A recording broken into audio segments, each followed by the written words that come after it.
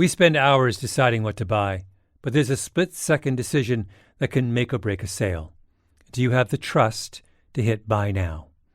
Agentic commerce is testing that moment more than ever. And that's where PayPal comes in.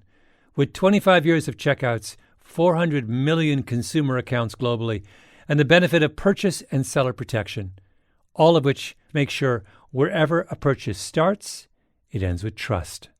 Built for payments, growth, and agentic. PayPal Open, built for all business. Visit PayPalOpen.com. Purchase and seller protections on eligible transactions only. Terms apply. See paypal.com/risk-management for details. Liberty was never just a word. It has guided every American endeavor for the past 250 years. And now it takes form in a new way. The 2026 Semi-Quincentennial Coin and Medal Program from the United States Mint celebrates the founding ideals that have long shaped our coinage. Available 1 year only, this historic collection features new coin designs, limited edition releases, and reissues. Shop new official coins at usmint.gov/semiq. That's usmint.gov/SEMIQ. Whatever your goal, trade, show, giveaways, client gifts, or team gear, 4imprint has the promo products to match. With thousands of options, from apparel and drinkware to tech and totes, it's easy to find the right fit for your brand and budget, with standout choices at every price point. And with their 360-degree guarantee, you can be 4imprint certain your order will show up just right on time. Explore more at 4imprint.com. 4imprint, for certain.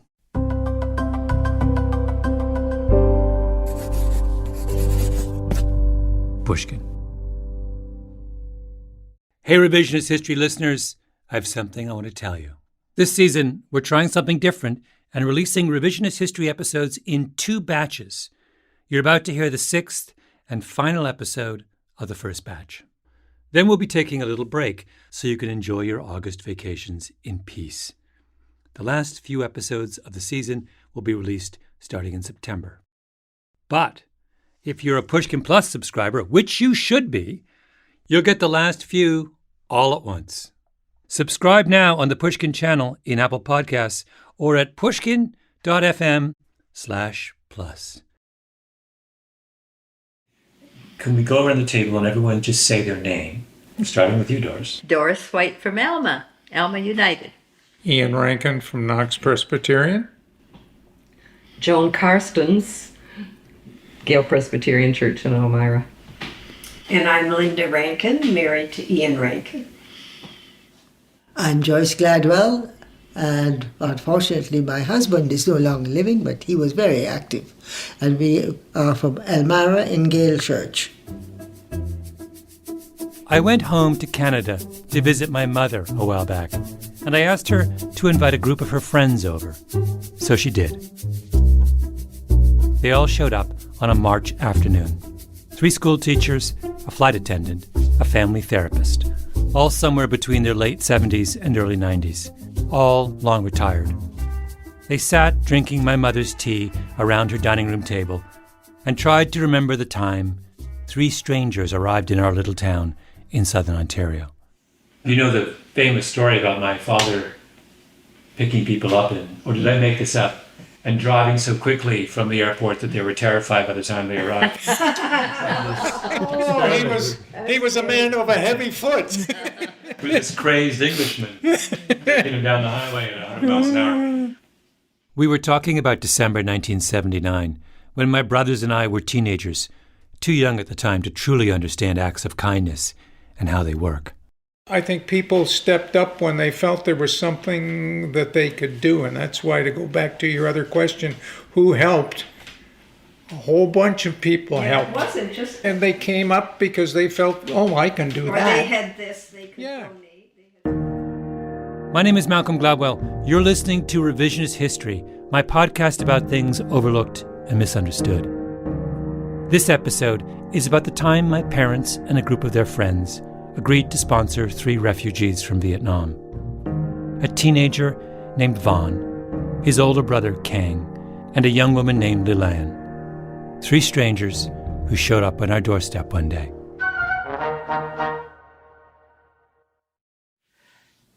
So how many people were in your group in total? That's almost an impossible question to ask, because if you look at it, when we would have a meeting, we might have 10 people at the most. But geez, the people who were out behind giving the money, the people who were there when they came, were totally different people. Their group didn't have a name. It wasn't a legal entity. Everyone said the minister of my parents' church, a man named Jack Boyne, was one of the ringleaders. But Jack Boyne didn't do the paperwork required by the government. That was someone else. And lots of other churches were involved as well. Around my mother's dining room table, the details were vague because they were vague back then. These were ordinary people going about a big task by ordinary means. And the potlucks. And we the did have potlucks? potlucks, and there were a lot of people there. In the small towns of southern Ontario, nothing of any consequence is accomplished without potluck dinners. There are an estimated 20 million refugees in the world, whose lives have been uprooted by one crisis after another. The Russian war against Ukraine, the US retreat from Afghanistan, the obliteration of Syria. Every era has its own humanitarian crises, and in the late 1970s, the attention of the world was on Southeast Asia.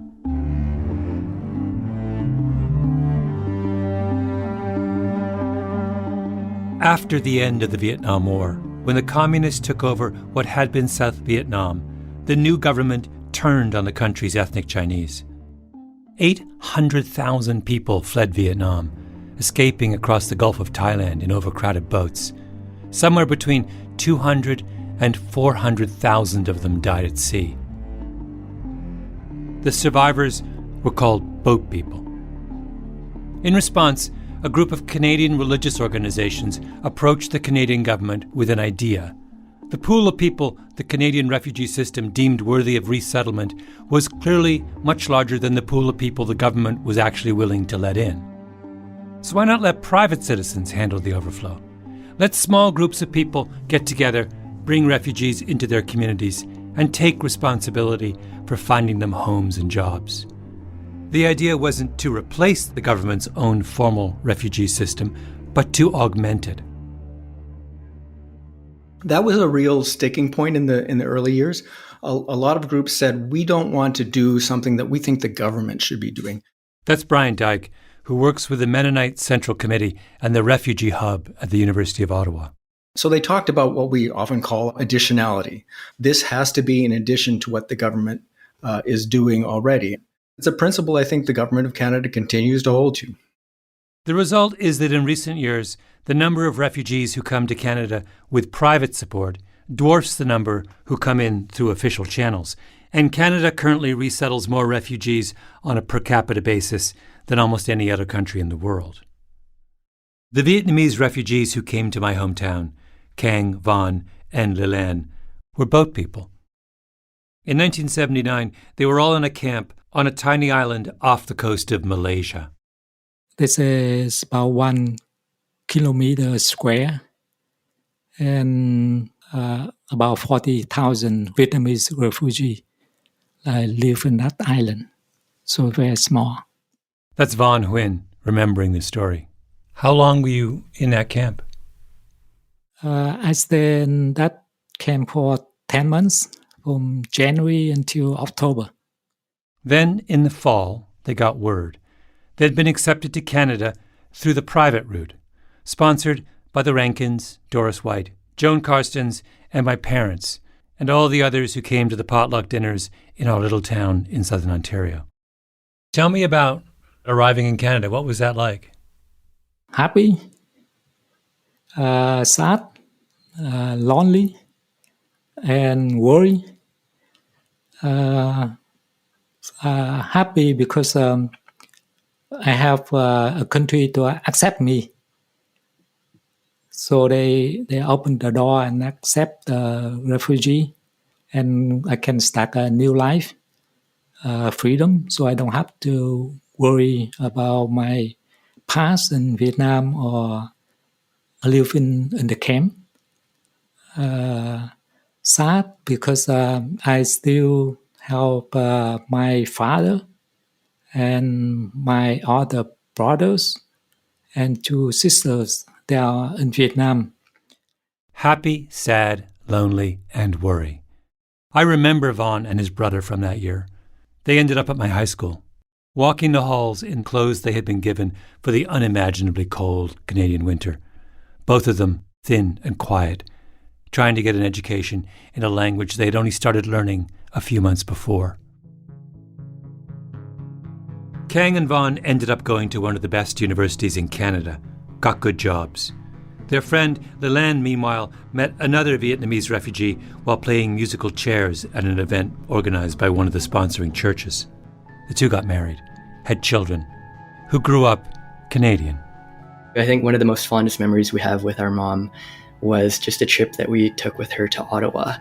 That's Leland's son, David Ha, who teaches at the University of Waterloo. So back in 2012, we went to celebrate Canada Day with her and just as a family, and she never stopped talking about that trip. So year after year, she would just say, "Hey, do you remember that time when we visited the capital just to enjoy the fireworks and just to be with others that are just proud to be with Canada?" I'm sharing all this not just because it's an immigration story with a happy ending. This is a certain kind of story, a kind that I think we too often overlook.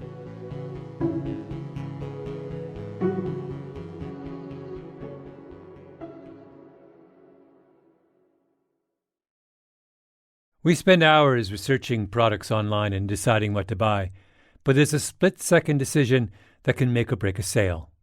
Do you have the trust to hit the Buy Now button? The way we discover and compare things is evolving, happening faster and influenced by new forms of intelligent advice. But the underlying trust question doesn't go away. If anything, it's more important than ever.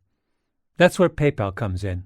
For more than 25 years, they've been a trusted way to pay. And now PayPal can make the agentic era of commerce work for merchants, letting them maintain control of their brand, their customer relationships.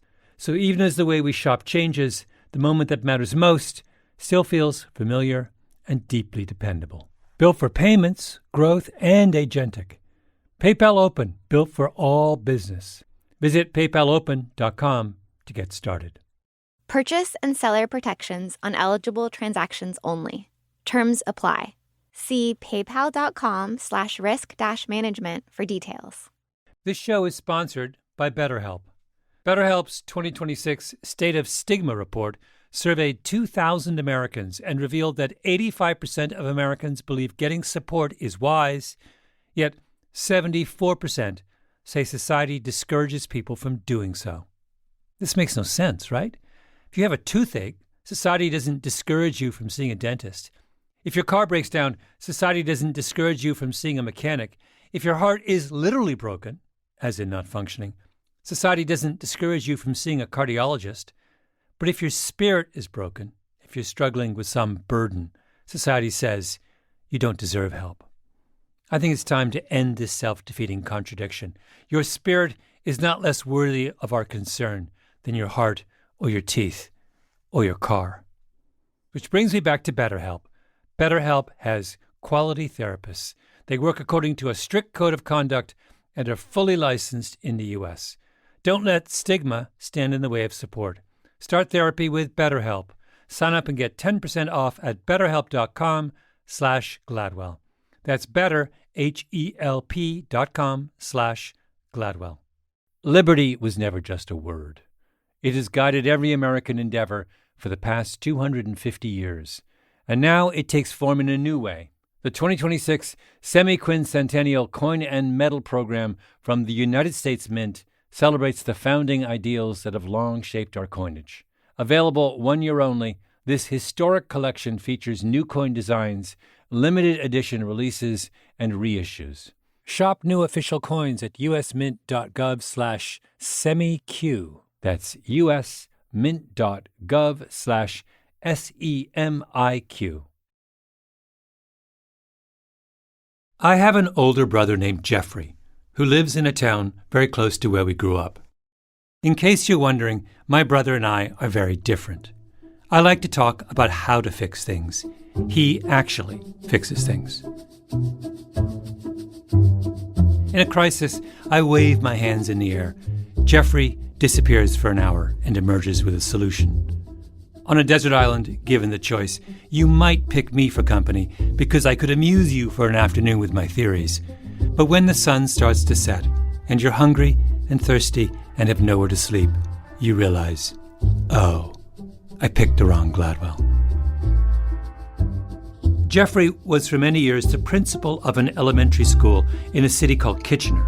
The school had 400 students. If you're an elementary school principal in a country that lets in lots of refugees, chances are you'll have some of them as students in your school. And he did. I called up my brother to ask him about it. At one point, we had, I think, 20% of our school population were Syrian refugees. So if you had 400 students, are you saying you had 80 Syrian refugees in your school? 80 Syrian refugees, on top of probably another 70 to 80 ESL students, immigrants, refugees from other places. I think the biggest thing, the first thing we saw was trauma. Like that was really where it kind of hit the idea of a trauma-informed approach. So when kids are acting out, when they're being violent, or when they're crying, or they're withdrawing, or maybe stealing things, you have to look at their experience from camps or from war. And say, okay, maybe these are learned responses. Maybe these are survival responses, and we have to look at them that way rather than looking at them as undesirable behaviors that you have to suspend somebody for or something like that. This makes sense. You take in kids from troubled parts of the world, you have the obligation to deal with the consequences. Jeffrey said that when a Canadian kid and a refugee kid would get into a fight on the playground, you'd have to figure out how to make sense of what happened, because only one of them spoke English. That was a little tricky, but not that tricky. The school board gave him lots of resources. He says there was a really brilliant ESL teacher at his school. Plus, these refugees were little kids. They adapted. They learned English incredibly quickly, for the most part. And then you started to see their personalities coming through, and it really enriched the school in that way. We had an incredible Remembrance Day service with students who had experienced war and talking about what it means to experience war, and showing their pictures of what it really is like to experience. And this is my house. This is my house before it was bombed. This is my house after it was bombed. I mean, that was incredibly moving, and really sort of brought the whole experience that these students had home for the students in the school. What about the teachers? Did you have any kind of interesting or unexpected reactions from the teachers who were teaching these kids? No, again, you don't go to that school if that's not what you want to do. My job was to say to these teachers, look, you need to just get these kids into the classroom. You need to make them feel at home. You need to make them feel loved, to feel welcome in the community, and we'll get around to learning when they're ready. That's the message you have to give, not, worrying about whether these kids can fit in or not. You need to make them feel loved, not worry about whether they'll fit in. Jeffrey didn't think that dealing with the refugee children required any heroics. It just required lots of people doing their bit. A generous school board, a really good ESL teacher, and parents who believe that seeing a picture of a classmate's bombed out house is a valuable learning experience. You open your mind, you open your heart.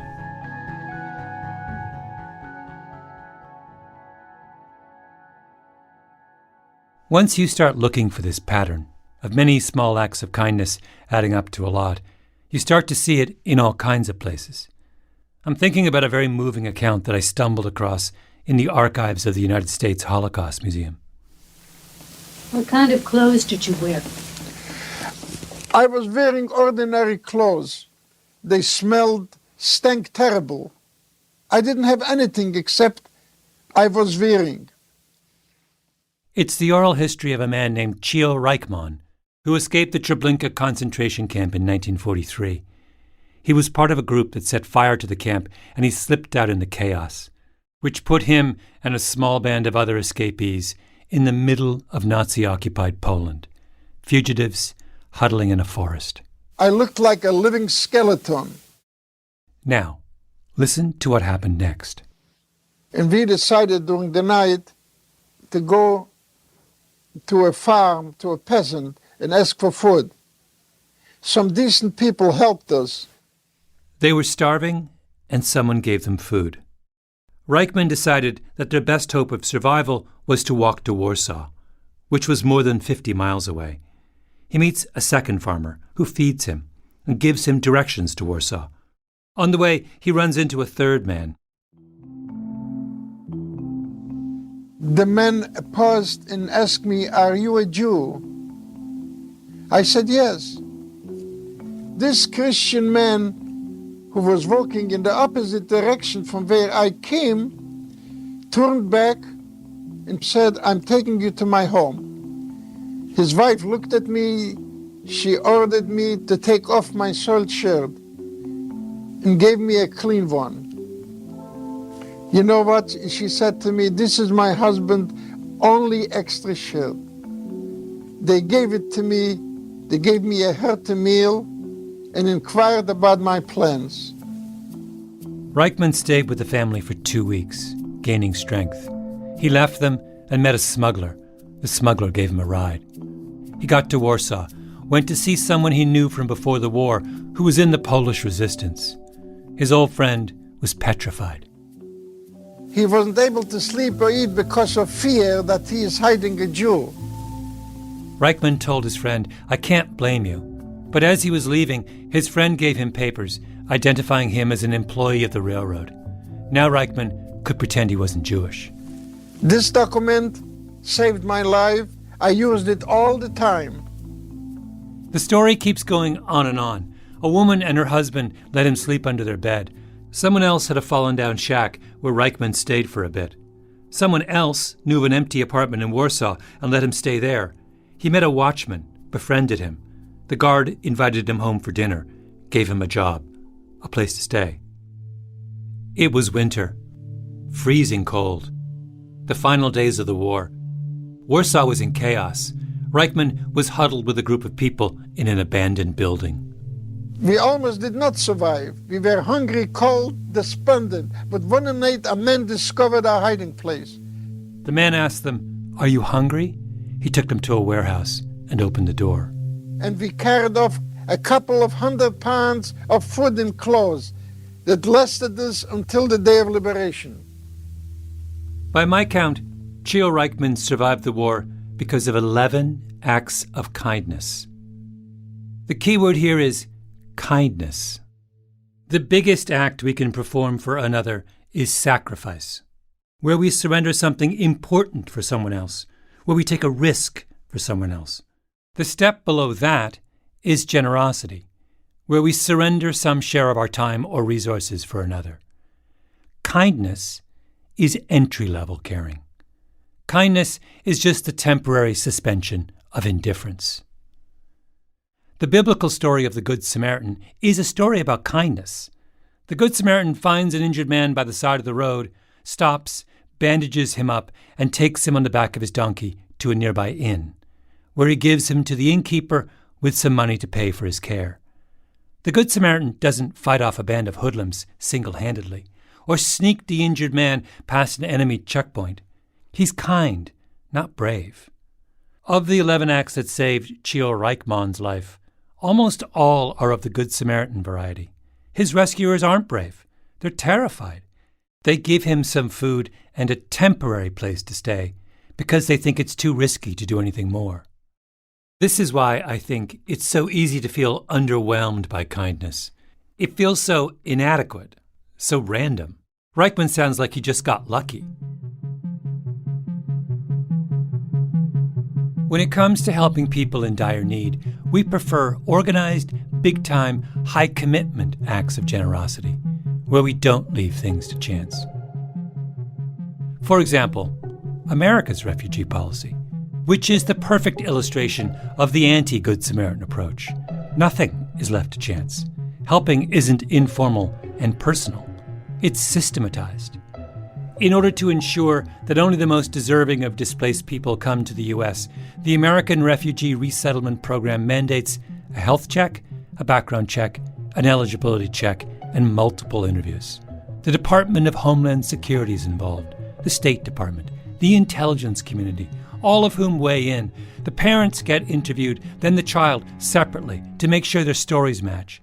And finally, for those few refugees who do trickle through this process, there's another layer of bureaucracy to protect them against the potentially nefarious intentions of whatever group may be taking them in. There's a grave concern that people are going to be brought over here and they're not going to be supported the way that we would want people to be supported in the United States. That's David Beer, an immigration policy analyst with the Cato Foundation in Washington, D.C. That they would be, living in squalor in somebody's basement, or, not have enough spoons for everyone in the family, so they'd be sharing spoons. Wait, I mean, you're serious? There is a regulation about the minimum number of spoons necessary for... Yes, everything is very carefully monitored, and God forbid that you are so lax as only to bring 4 spoons to a party of 5. You can do things that way and tie yourself in knots and end up barely letting in any refugees at all.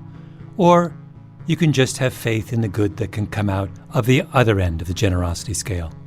The way it did back in my hometown when Kang, Vaughn, and Leland arrived.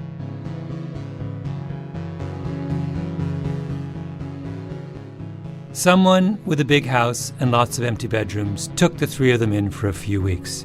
An apartment was found for them in Elmira, a little town where I grew up. Leland said she wanted to get a job, so Joan got her a job at a local clothing factory. Everyone, including my own family, took turns in the early years inviting them over for dinner. Was that sacrifice? Please.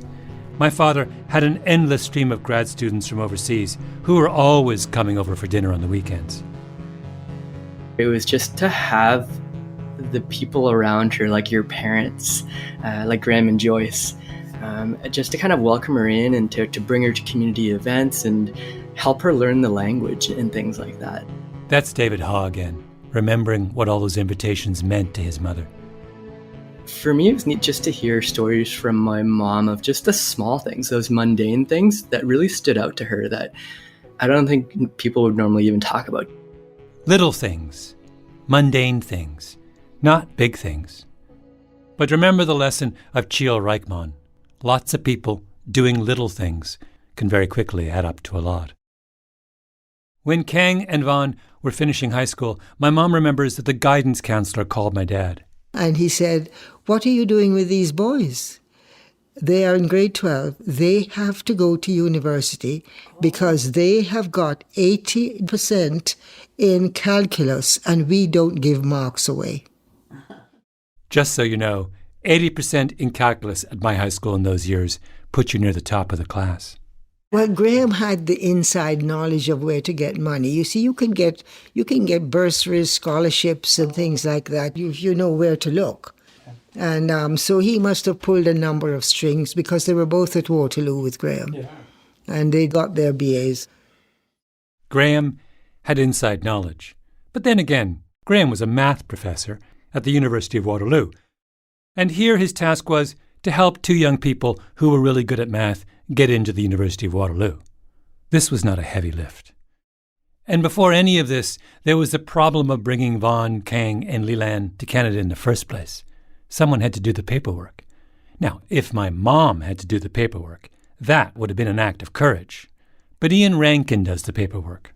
I remember having to go down and be interviewed by somebody on Duke Street. I'm sure it was a complicated process that took many, many hours.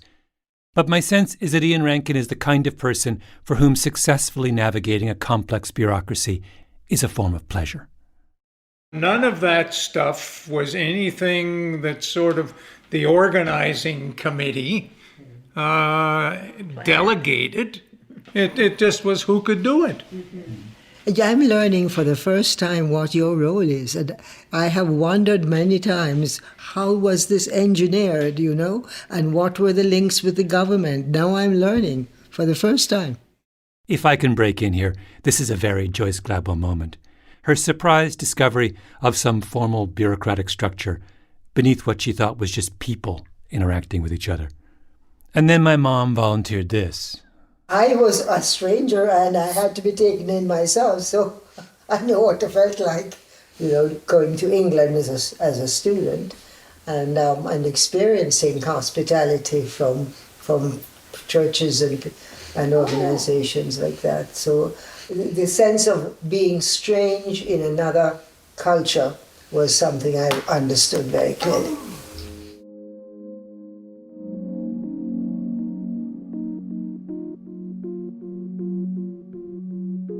My mother came from Jamaica to England in the 1950s. An unfamiliar place, a new culture. That phrase she used, I was a stranger and I had to be taken in myself, is a reference to a Bible verse that everyone around that table knew very well. Matthew 25, verse 35. For I was hungry, and you gave me food. I was thirsty, and you gave me something to drink. I was a stranger, and you welcomed me.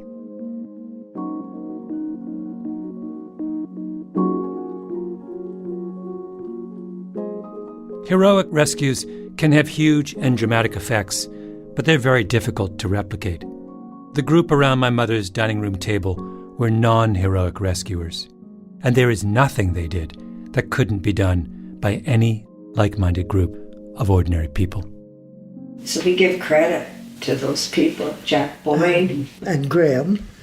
Oh, definitely Graham. And you too. Graham was... Yes, and you. I want you to, all of us, to read in unison Matthew 25. Some chips. John? For I was hungry, and you gave me food.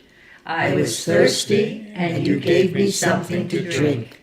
I was a stranger, and you welcomed me. I was naked, and you gave me clothing. I was sick, and you took care of me. I was in prison, and you visited me. Then the righteous will answer him, Lord, when was it that we saw you hungry and gave you food, or thirsty and gave you something to drink?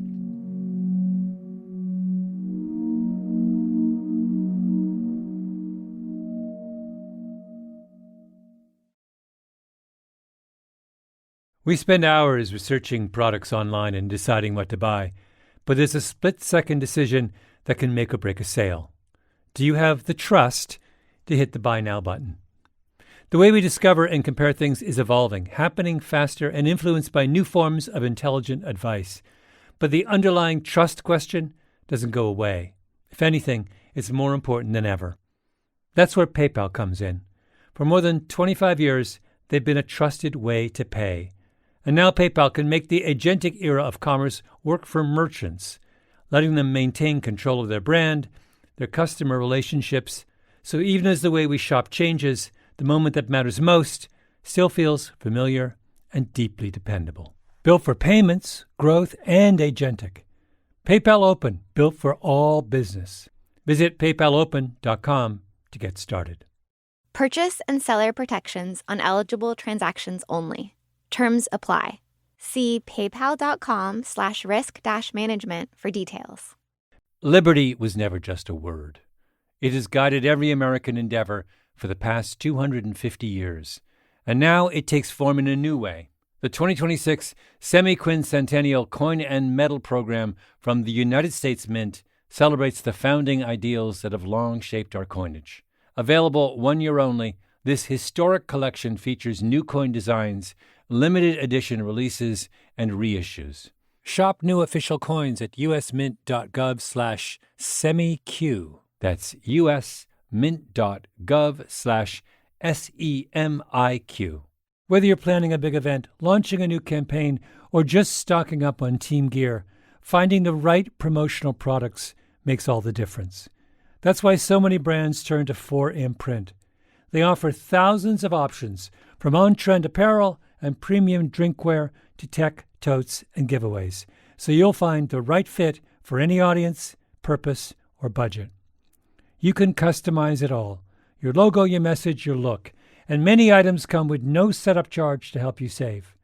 And if you're really watching the bottom line, you'll find standout choices at every price point so you can make a real impact while staying on budget. Plus, you'll get expert help, fast turnaround times, and their 360-degree guarantee so you can be 4imprint certain your order will arrive on time and look exactly right. Whatever your goal, 4imprint makes it easy to find your perfect promo match. Explore the possibilities today at 4imprint.com. 4imprint, for certain. Tell me the story about that girl. Do you remember? Oh, yeah. I don't know if I can tell that story and hold it together. When my brother Jeffrey was principal of the elementary school in Kitchener, one of his youngest students, a Syrian refugee, was inconsolable. Yeah, she was this little girl, came in to kindergarten, and she came in on the first day, and she was just wailing like crazy.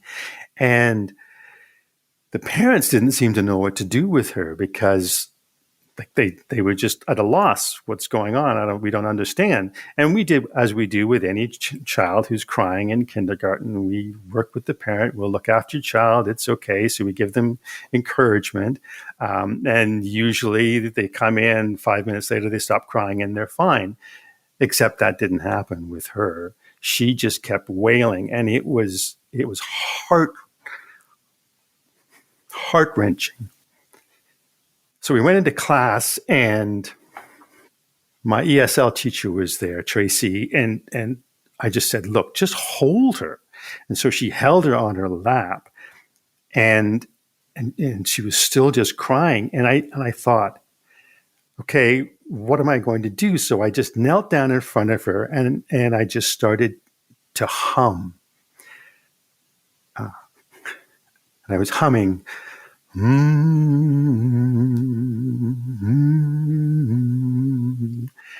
That the universal lullaby. And she stopped. She stopped crying. She was looking at me, just looking right through me. She stopped. She got off Tracy's lap. She took my hand, and she didn't let go for an hour.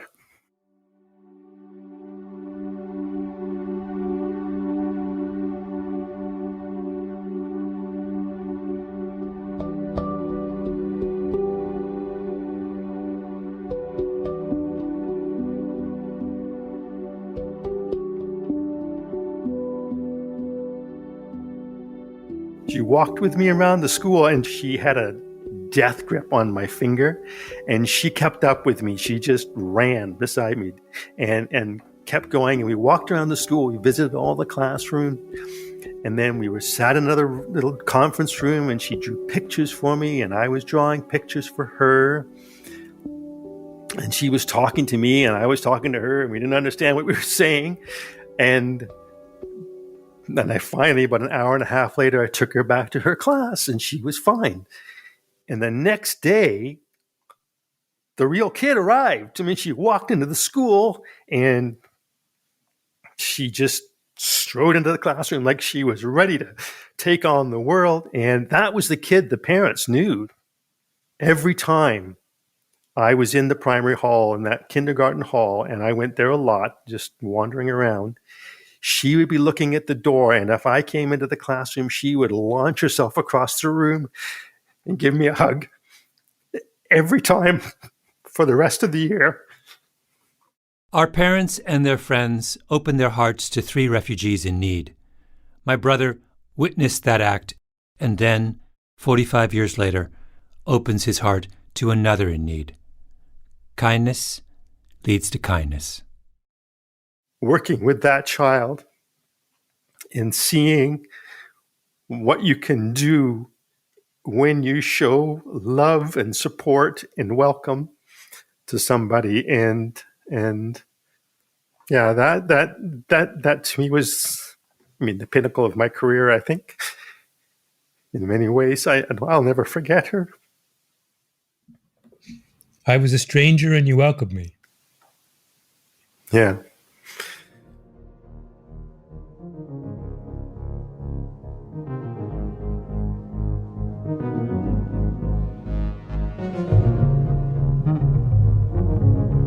Revisionist History is produced by Eloise Linton, Lee Mengistu, and Jacob Smith, with Tali Emlin and Harrison Vijay Choi.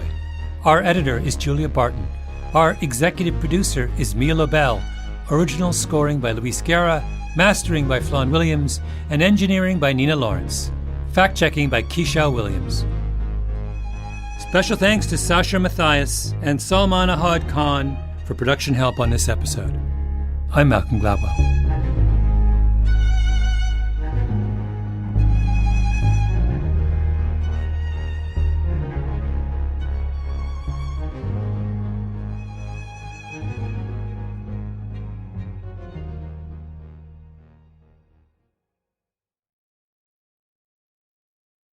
We spend hours deciding what to buy, but there's a split-second decision that can make or break a sale.